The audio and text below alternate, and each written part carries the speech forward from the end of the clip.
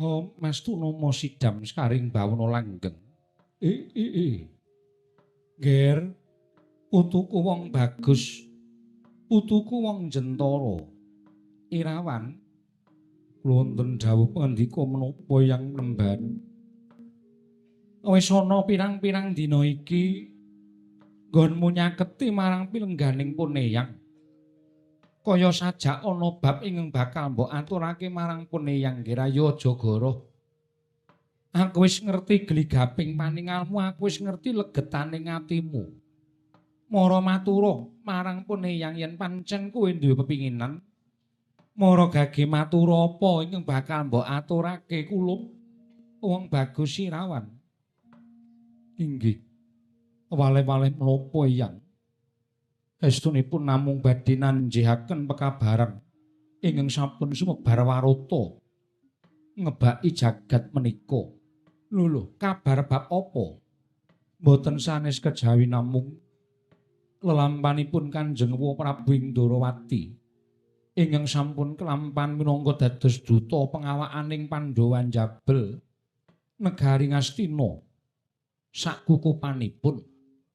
Nanging kabar ingkang sampun kula tampi bilih menapa ing dados kersanipun Kowe Prabu Indrawati tuwin kersanipun punden Pandhawa pranyata boten dipun tanggapi dening Nalindra Ngastina Prabu Duryudana. Wekasan dinten mangke Prabu Kresna sampun kundur dhateng negari Wirata.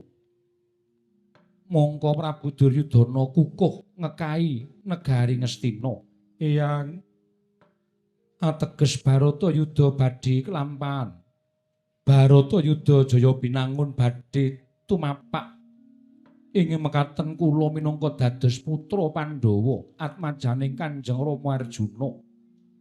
Dosa menapa ing badhe kula sandhang menawi ngantos tiyang sepuh kula andherpati madyaning peperangan teka kula ing mujudaken anak wisuh lumuh mangkuwasta ngentasi perkawis menika. Sinengguh kula satunggiling putra ingkang boten saged ngaturaken dharma bekti dhateng tiyang sepuh. Sinengguh kula satunggiling atmaja ingkang boten saged ngaturaken sungkem kula dhateng tiyang sepuh. Srana kula bebila wonten ing Tegal Kurusetra Eyang. Aduh ngger putuku wong bagus. Ora nyono babar pisan jebul metik tekan semono. Gagasanmu nggonmu midhangetake sarta ngrungokake pekabaran bab lumadining Bratayuda. Bener, Nger. Bener apa kang mbok aturake marang Puneyang? Jejering anak mono pancen kudu ngabekti marang wong tuwa. Suwarganing wong tuwa mono ora kok dipunjung ingkung gajah saben dina dening anak. Nanging suwarganing wong tuwa kuwi lamun nyumurupi marang tumangkaring si anak. Mau bisa njunjung marang derajating wong tuwa sarta bisa njunjung marang jenenge wong tuwa. Turta meneh tumrapun yang ngono anak lan bapa kuwi mujudake tetanduran lan woh-wohane. Tetanduran mau mujudake wong tuwa dene woh-wohan mau mujudake anak. Ala becike woh mau katandha saka apik lan alane tetanduran ingkang tinandur mau. Gandeng wong atuamu kuwi satriya pitataning jalma unusaning titah. Mula ya ora jeneng mukal yen to tukulane wong kang kaya kowe Irawan. Banget gawe bombong ing penggaling Puneyang ngaturmu kang mengkono wae Irawan. Ingkang saking menika Eyang kepareng boten kepareng dinten mangke kula badhe bidal tuwin budhe nyuwun tambahing pangestu. Badhe ngrencangi para punden Pandhawa anggenipun napaki perang ageng Baratayuda Jaya Binangun menika Eyang. Irawan, Puneyang ora bakal mambengi jalaran apa gegayuhanmu mau pancen gegayuhan ingkang luhur. Nanging ngene ya, Nger. Gandeng etungan dina iki etungan dina naasmu, tegese iki dina puputing pusermu. Ingkang becik miturut ujaring kaki-kaki aja adoh-adoh nggonmu lunga saka pertapan yen ngandel marang ucaping Puneyang. Sesuk-esuk biar gagat Rahina mangkata menyang peperangan Puneyang mengestoni.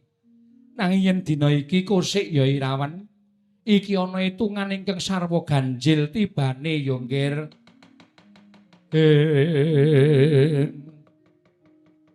Kacarian putra lamun kawekasan yeka wis anggene moyo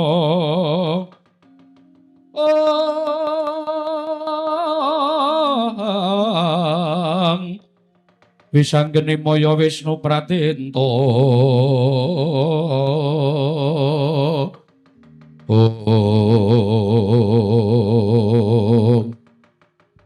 dipun nantiya kula badhe medhot dipun malangono kula badhe mlumpat benjang ngentosi menapa Kanjeng Hyang dinten menika kepareng boten kepareng kula badhe bidhal tumuju dhateng Wirgari Wirata mabukuh ngau pepadanipun tiyang sepuh kula Raden Janaka. Ora aja saiki. Pune yang ngelekake aja saiki ya, Ngger. Ana bab-bab kang ora prayoga saka pitunganing pune yang yen kowe mbadal. Yen eneng apa-apa mengko aku sing kelangan. Kula mangke badhe nanggel piyambak. Mila dinten mangke kepareng boten kepareng kula badhe bidhal Kanjeng Hyang. Aja Irawan, aja dina iki. Sesuk-esuk mangkat mangkat nang Nitata ning aja dina iki. Mboten kedah dinten mangke. Irawan aja ngengel. Nyuwun pamit mriku. Ya. Oh.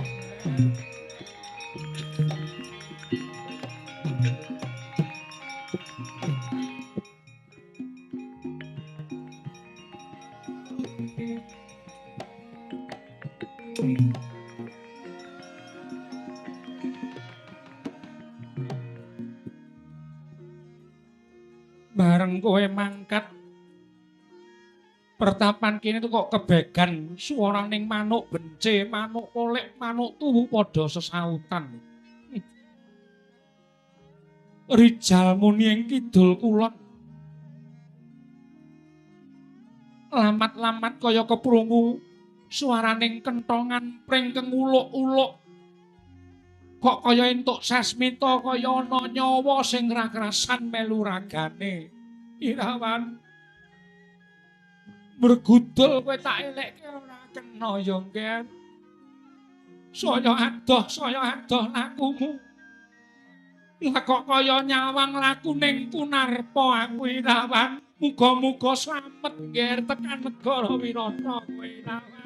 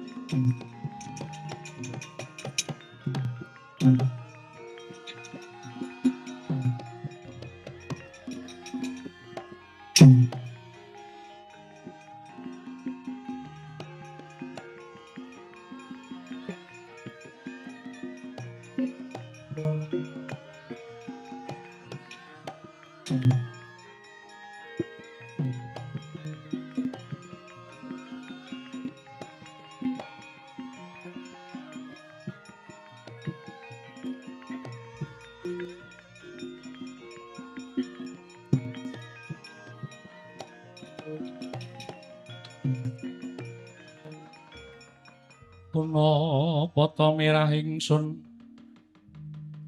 prihatin waspaga mijil tuhu dahatan karya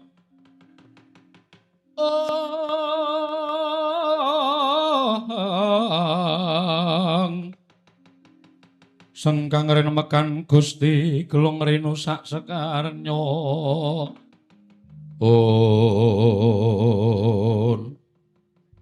tan grahita lungkrahing salira Bambang Iwanan Ajrih namun den bujung dening Kang Hyang Jaya Wilopa.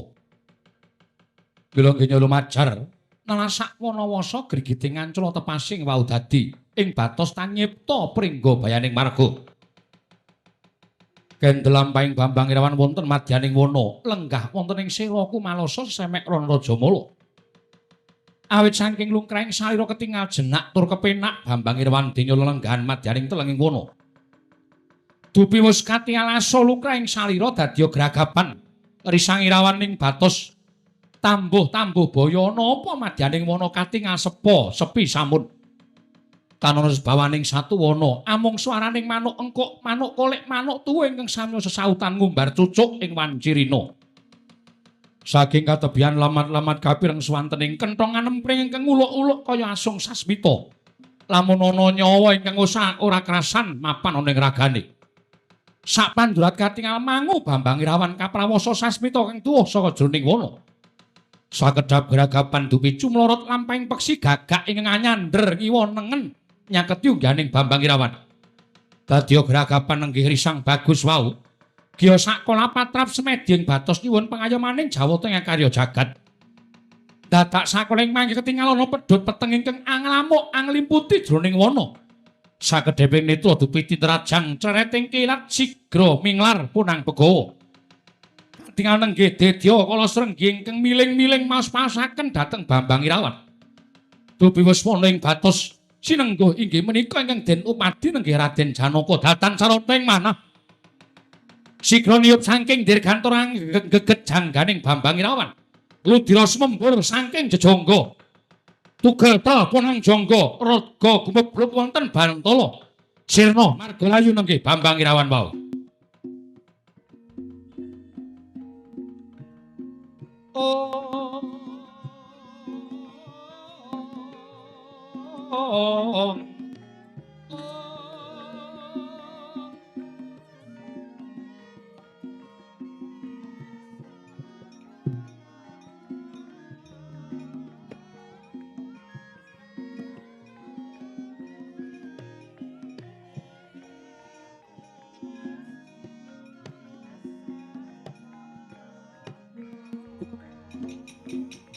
Ah.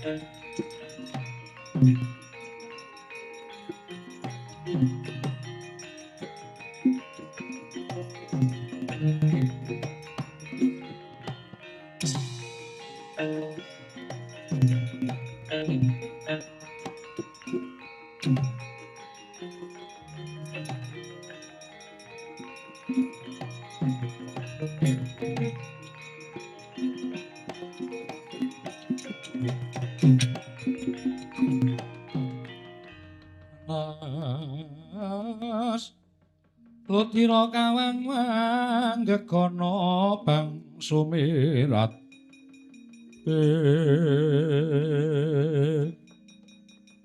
tobat Setyaki kula wonten dawuh jroning lumaku arep lumarapane negara Wirata lah kok iki gilang-gilang ana wujuding kuwanda monggo taos padake sirahe meh pisah karo ragane Setyaki iki kuwandane sapa ora permanakno Petruk nun ana kuwanda sirahe meh pisah karo ragane permanakno moh Pedro aja edan. Kula niku nek kalih mayit niku wedi. Wegah. Kono kowe, Gong. Mah. Aku menang ketonto-tonto engko. Nek lukane iki ra pati parah ra masalah. Nek sirah kok nganti arep pedhot karo awak ki ra wis terlalu kejam to kuwi. Iya. Aku ki nek weruh getih ki muntah-muntah ya, Truk. Oh. Nek weruh getih ki tenan ndasku terus buyar mbuh penyakit apa aku nek weruh getih muntah siji getih, loro uyo. Oh. Mesti muntah-muntah aku. Oh. Kalau nek sing jeneng gedhe iki tak siriki. Ah iya iya. Moh kowe, moh. Kula ya ora tegel. Lah tobat Petro kowe batur dikongkon kok mesti semaya lho. Lho perkara kongkon niku ya perkara kongkonan niku pripun? Nek dikongkon apik-apik gelem jeneng kula kok kon nginguk mayit niku. Nek kula semaput sapa sing gotong? Pendem. Lho, ra atos ta. Tut ki semono-semene kok ning semaput kok dipendhem apa juragan model piye kuwi coba? Boyo nek kula matur nek aku semaput panjenengan kok tak goleki obat ora sudi ora butuh goleki obat dapurmu. Kon ra gelem goleki obat. Semaput yo pendem urip-uripan. Ya ta Dimas? Lah iki. Iya ngono ya ora. Ya muni mboten ngono ora. Ya wis ben. Tili. Moh. Tili mau tak panah. Ambok lung dipanah kula mbane nileki. Nek tak panah mati kowe. Mati ya wis. Wegah kula mau nek nileki mayit. Obat gemang tenan. Moh tenan nyuwun pangapunten, Ndara. Tenan saestu nek kaya ngoten niku kula ora tegel kula ora getih niku mungkup-mungkup peteng kula tenan.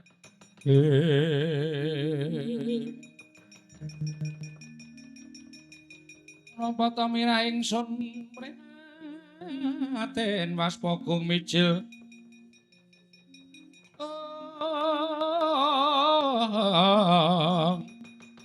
Tudatan pokaryo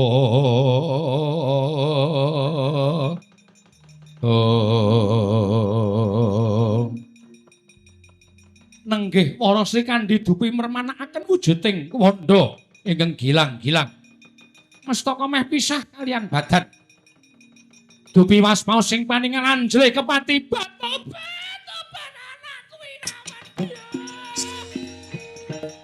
Oh.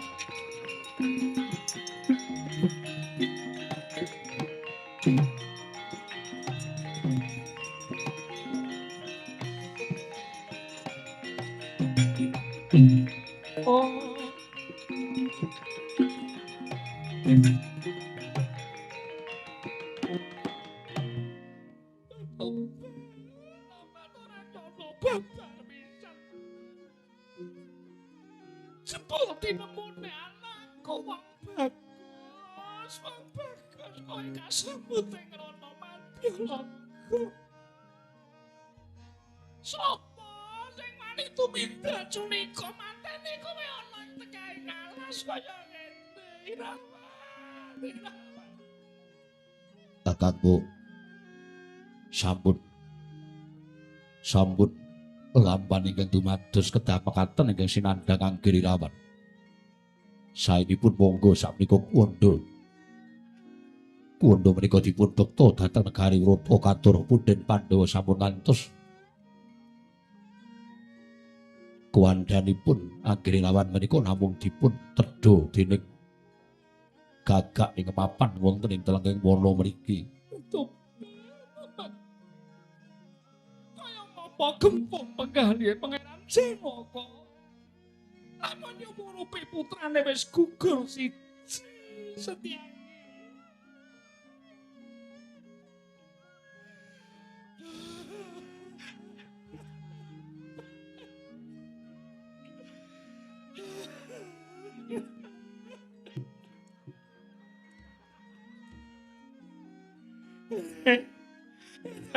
Ane Ndara Irawan.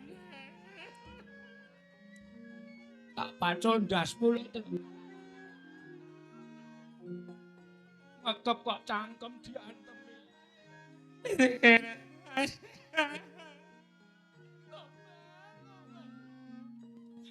Setyaki. Kula wonten dawuh.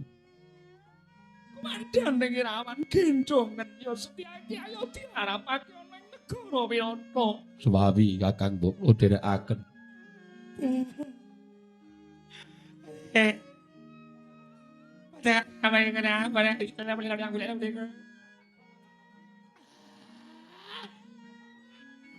Irawan wis ora ana. Kowe engko mangkat tahlil. Tak kayang lho wis.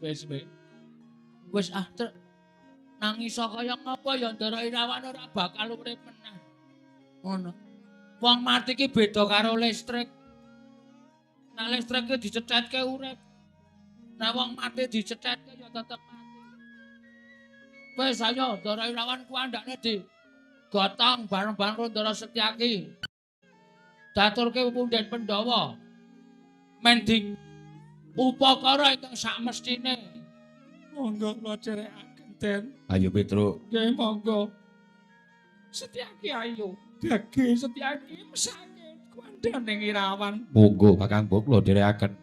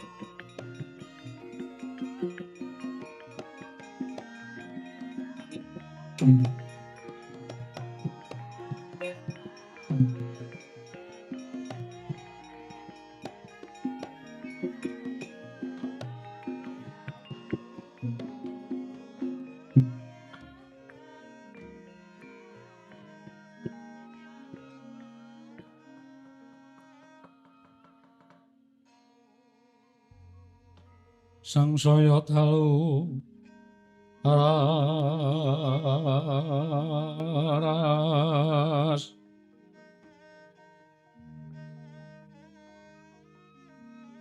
abyor sorot lintang kanggo madhap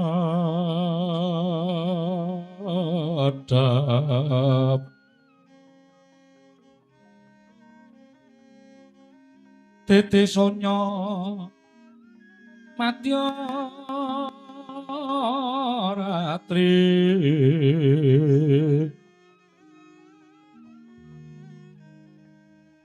lumrang gandaning puspita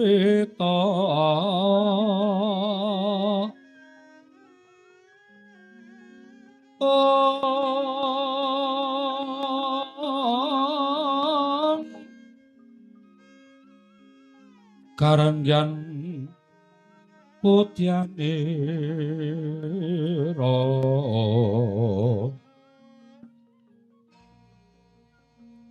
lir swaraning madu bronto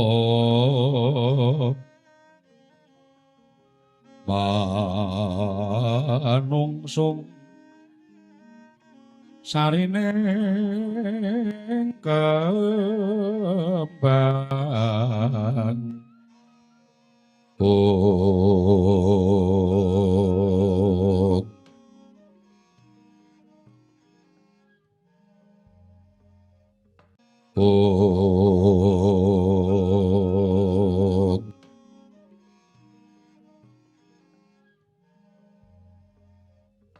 bocah bacang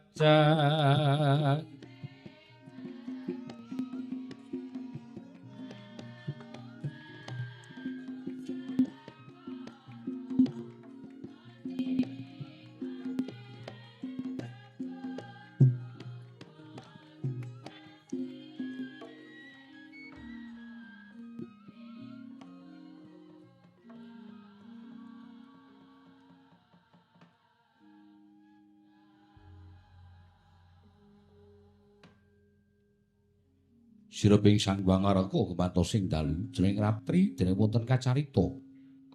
Amung katingal ana kaya ngadeg jejeg wonten ing jagating pakliran marcinanipun minangka gagalenganing lakon ngancik mangsa kesanga.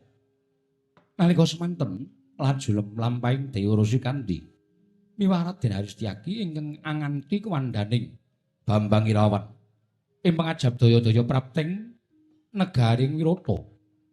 Nandhing gandheng minuwus papan cerak ginawi ado papan ado ginawi cerak. Mapan wonten ing Praja Wirata. Sang Prabu Matsopati dinadhep sangganing para Pandhawa tuwin datan kantun nenggih Dewi Kunti miwanata ing Ndrawati Prabu Kresna. Katingal saking Mandrawa kaya nyawit lenggahing Sang Prabu Matsopati wau.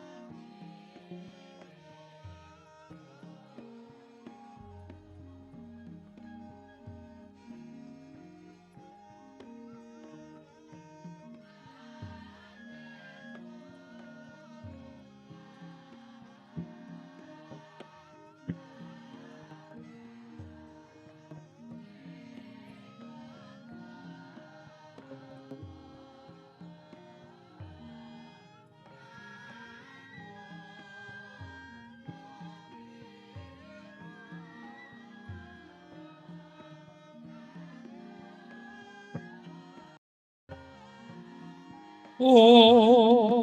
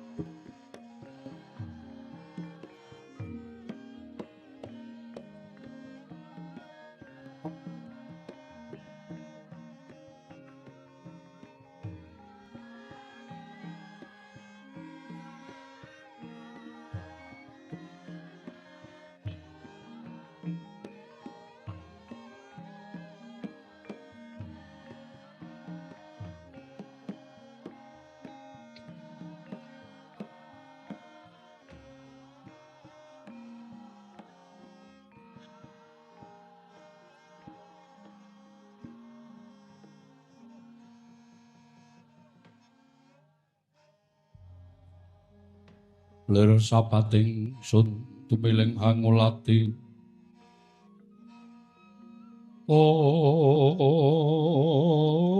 Ospito meteme endah kang warni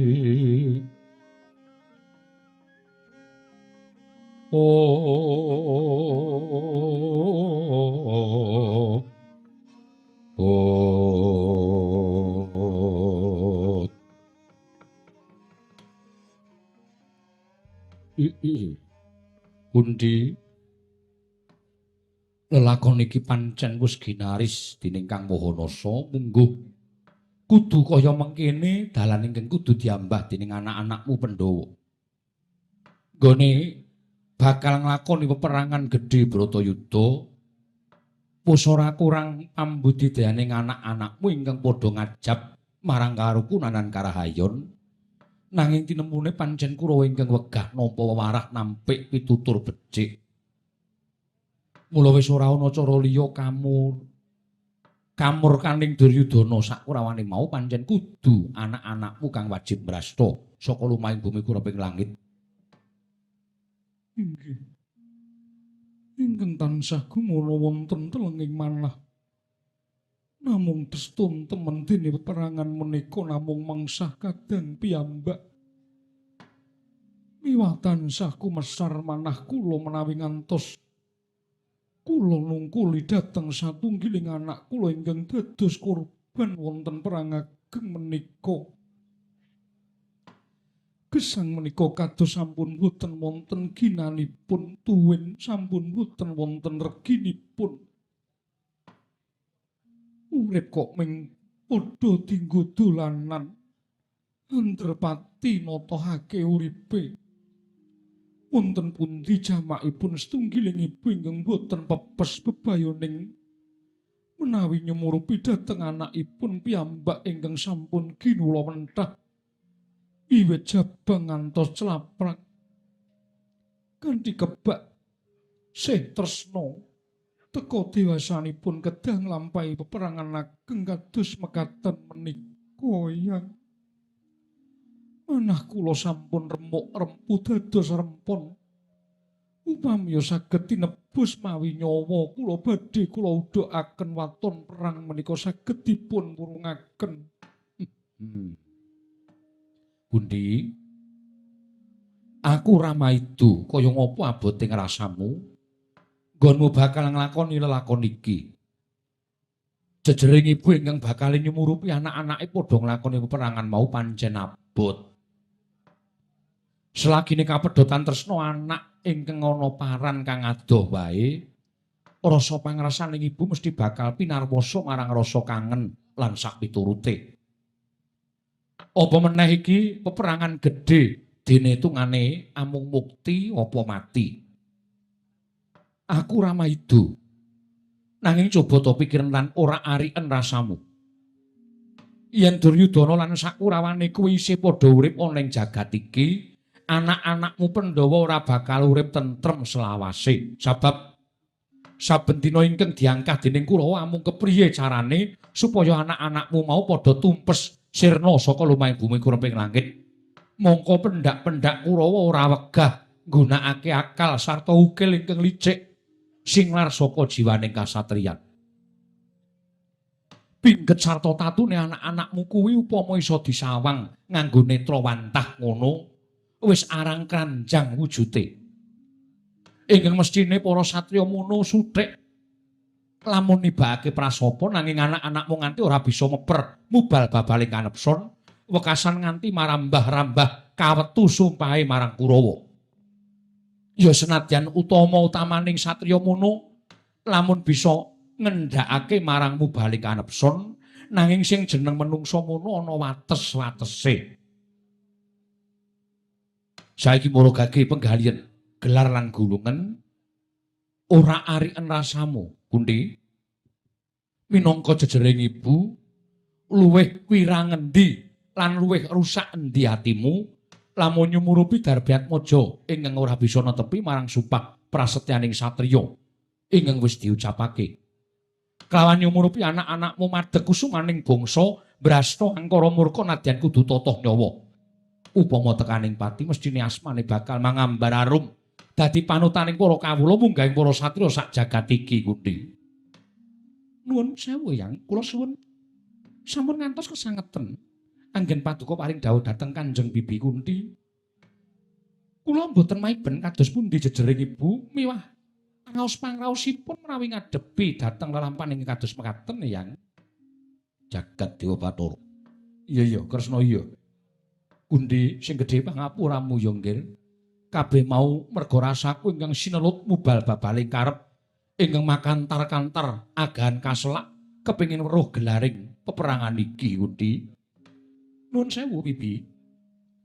Mboten ateges ingkang putu Indrawati menika ndhawaken upata menika mboten, namung atur kula ingkang katur paduka Kanjeng Bibi menika dadosa panglipur dhateng penggalih paduka Kanjeng Bibi.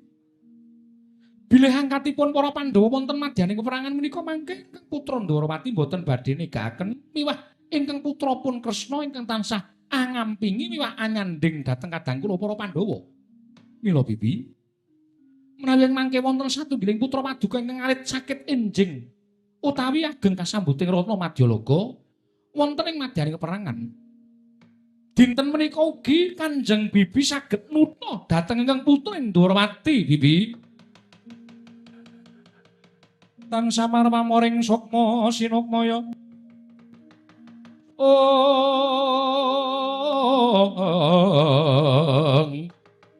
Sinukmaya winaya wingasepi.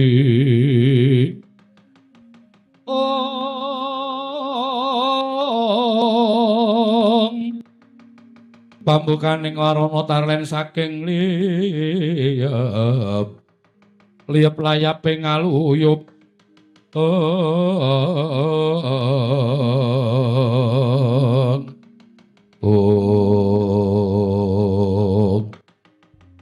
Dereng ngantos paripurna sami imbal wacana madyaning negari Wirata. Nenggih praptaning Dewi Warasi Kandya karya jingak kang samya mulat.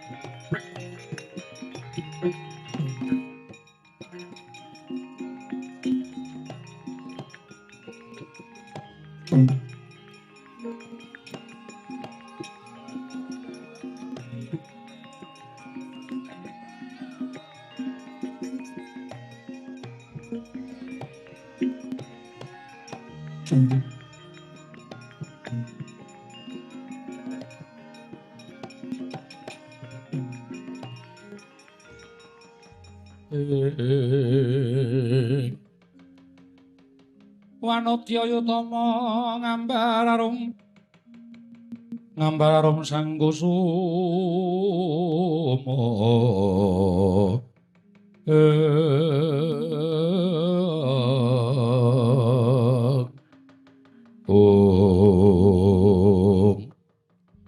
ora pangling gawe kaget Sri Kandi. Inggih, kula ingkang sowan. Nuwun amet pasang klimantabe tinebi ngloduni dumawaing tawang tuwang Kanjeng yang kula katuraken sembah bekti kula konjuk. Ya tak tampa wong ayu. Akarya bombong birawaning tyasing pun yang gage, kowe matura eneng apa? Lah kok nggonmu mlayu sajak semengko iki mau eneng apa Sri Kandi? Kowe tak tandur ana ing Kurusetra. Kowe yasa pesanggrahan Glagah Tinulu lah kok malah bali marang Wirata. Ngaturaken kawuningan Kanjeng Eyang. Sedaya pepunden kula Pandhawa nalika semanten kula menika tinandur wonten ing pesanggrahan Glagah Tinulu sawetawis kan kadang kula pun Setyaki tuwin Kakang Pati Udawa. Dumadakan Panakawan Petra matur bilih kula wengedali Senopati. Dinten mangke sampun campuh perang ageng antawisipun prajurit alit-alit lumaman prajurit saking negari Ngastina. Nanging sareng kula sawang gendera rontek umbul-umbul kumlabet ing Duwaja. Nitih bilih kemajeng wonten pabaratan menangka dados manggalaning perang menika setunggal. Nalendra ing Mantaraka Sang Prabu Salya. Angka 2 Narpati Basukarna, angka 3 Nalendra ing Trulaya Prabu Bogodenta. Dados manggalaning perang saking negari Ngastina. Prabu Salya Mandaraka Basukarna karo Bogodenta wis maju perang. Inggih mila katen. Lah kok kowe ora ngundurke prajurit piye? Sawetawis sampun saged tumpang jayanipun sedaya prajurit sampun bibar barisanipun risah mboten kanten-kantenan. Nanging kula ajeng kan dudukanipun Kanjeng Prabu. Tuwin Kanjeng Prabu Indrawati menawi kula wonten wingi dateng dawuhipun Koko Prabu Indrawati. Mila ancasing sedya kula langsung dateng negari Wirata namung badhe matur kersanipun pepunden kados pundi. Saenipun lan sinten ing kedah kapatah dados Senopati. Namung kawuning ana Kanjeng Eyang nalika semanten kula mambah badhe lumarap dhateng negari Wirata. Dumadakan wonten ing margi kula manggihaken inggih menika Atmaja Madukara pun Bambang Irawan ingkang sampun wujud kunarpa pejah mboten ngertos sinten ingkang mejahi Kanjeng Eyang. Oh.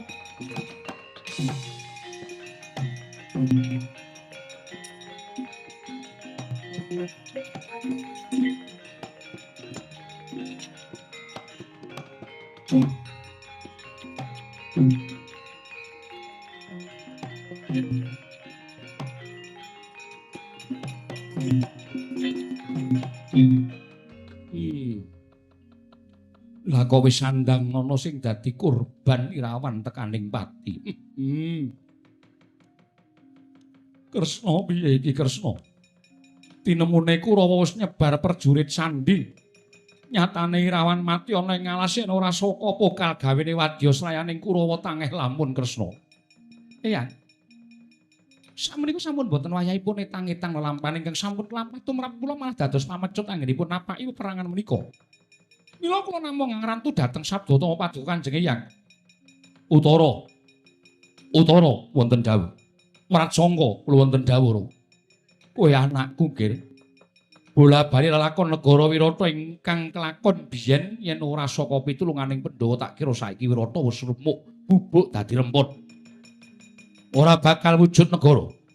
Sarta pun Rama lan kowe ora bakal bisa seger ngombe wareg nggone mangan tumeka dina iki. Mula destun temen pocapane lamun Satria Wirata amung mangku tangan lisuh lumuh ngentasi perkara. Yen to nyumurupi kahanan kang kaya mengkene. Mara gage anakku arep matur apa nyumurupi kahanan kang kaya mengkene? Mboten wonten ingkang kula ajeng-ajeng wonten panggihan menika kejawi namung Sabdata Paduka Kanjeng Rama Handapuk. Ingkang putra kekalih pun Utara miwah Pratsangka dados manggalaning perang napaki kridaning Sata Kurawa Rama. Bagus. Anak lanang Anindita isa mikul dhuwur mendem jero marang wong tuwa apa kang dadi gayu ning atimu pun Rama nyembadani nggih.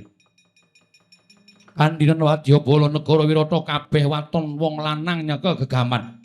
Aja nganti lali ewoning ratu lan Senopati Serayan kang padha nyengkuyung marang putu-putuku Pandhawa.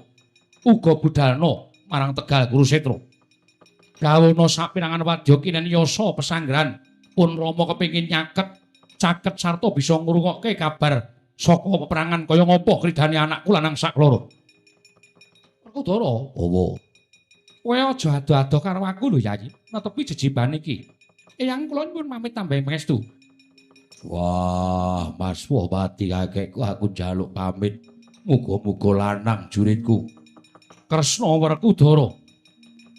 Utara Wrat Sangka ora kendhat nggonipun eyang nyuwun marang kang gawe jagat, muga-muga kalis rubeda. Nggir, mangkato tak sangoni puja sesanti rahayu lanang juritmu Utara.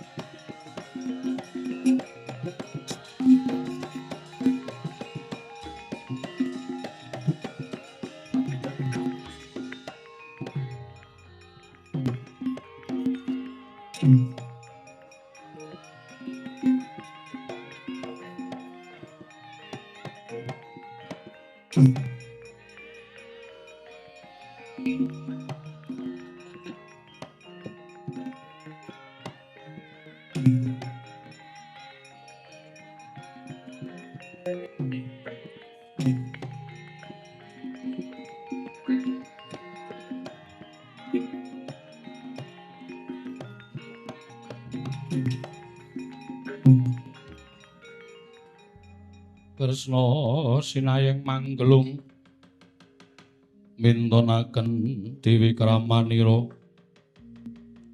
kang mitiraning asta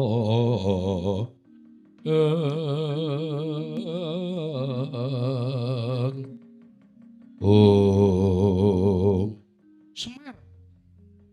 Kakang Semar. Kula perang arep wiwit kok malah kowe jejogetan kaya bocah cilik. Kuwi tegese piye? Seneng. Lho, malah seneng. Nggih.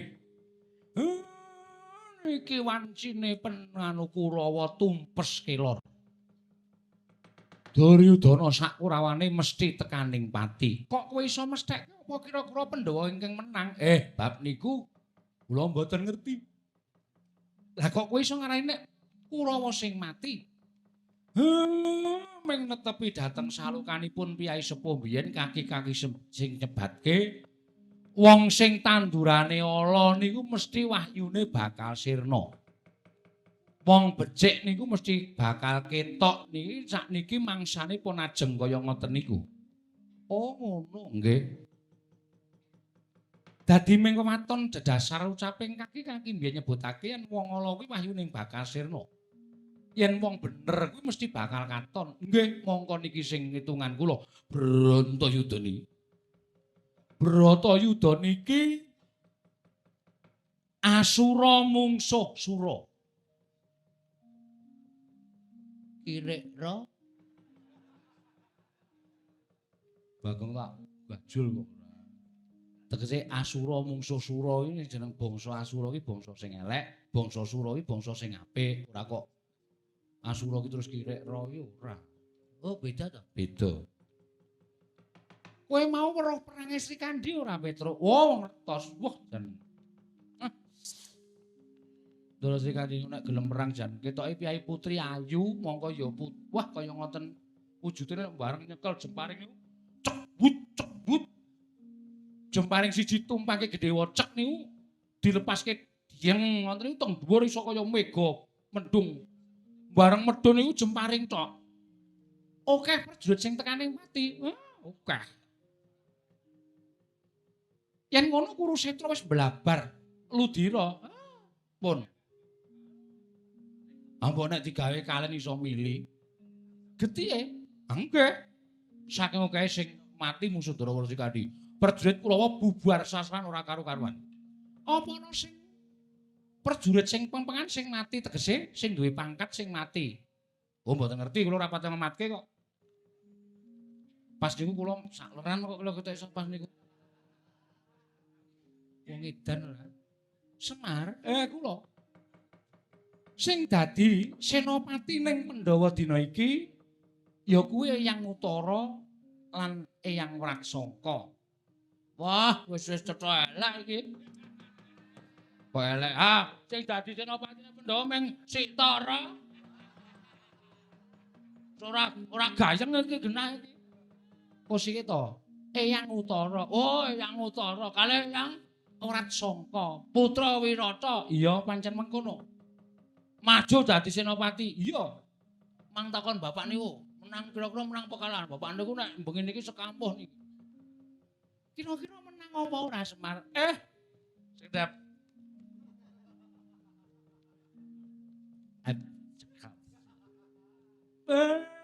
Niki mengke kok isih peteng jagate.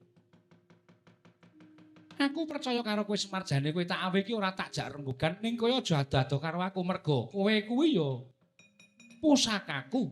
Nek eneng apa-apa kowe sing wis mangan gempalaning jagat legiasi ning kahanan. Aku tuduhno aja nganti kesluru ya Kakang. Dadi bata ing Pandhawa kuwi ora enteng. Oh nggih, ngestakaken dawuh. Nggih.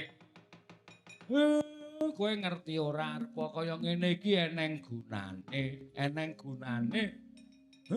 Do ngrungokke ngendikane Ndara Kresna ora. Aku ora entuk adoh-adoh karo Ndara Kresna. Aku kon ngandani nek ana laline Ndara Kresna. Ora kaya kowe kuwi. Nek ana dus do rebutan. Nek kon nyambut gawe do sak penake dhewe. Mbok wong ki do mikir. Walah lagi kanggo pisan kok anake dikecaki ora kan. Mun nek wis ra kanggo ya wis ngrekoso kuwi. Ponokawan ayo melu nyaketi peperangan. Diprek ditonton kaya ngapa kridane yang Utara lan yang Wraksangka. Nggih monggo Petro nala gareng ayo. Aja cedak-cedak peperangan ndak kena panah kowe engko aku ndak kelangan anak. Nggih, Pak.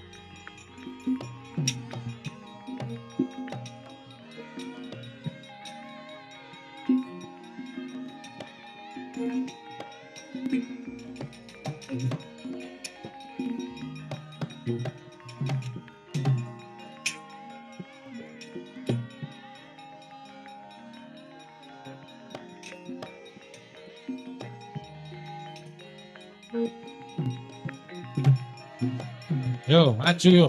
Maju.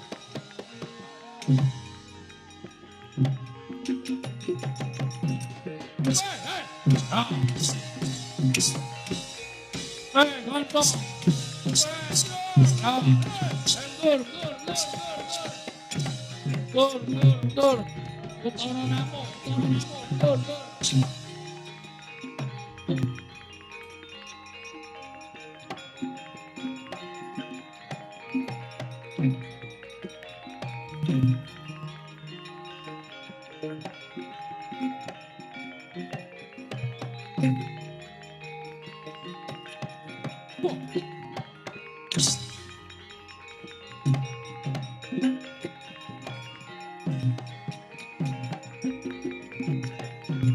Wah, mula barisan Ngastina ngendelok.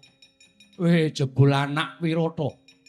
Iki anake Prabu Matsapati Raden Utara dasar Purnyata. Kowe salya Ratu Mandaraka. Lho. Ora basa. Kowe ming pangeran pati aku Nalendra kok ora basa. Ning kene dudu papane wong tata krama, papane wong naker kasudiran. Ora usah dagak kowe kan bebangal. Kowe apa aku sing tekaning pati? Oh, bedah diadamu pecah siramu.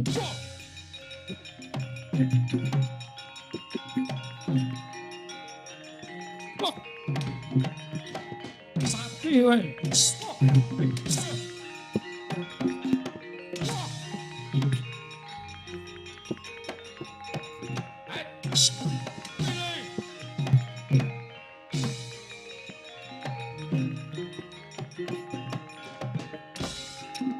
Oh.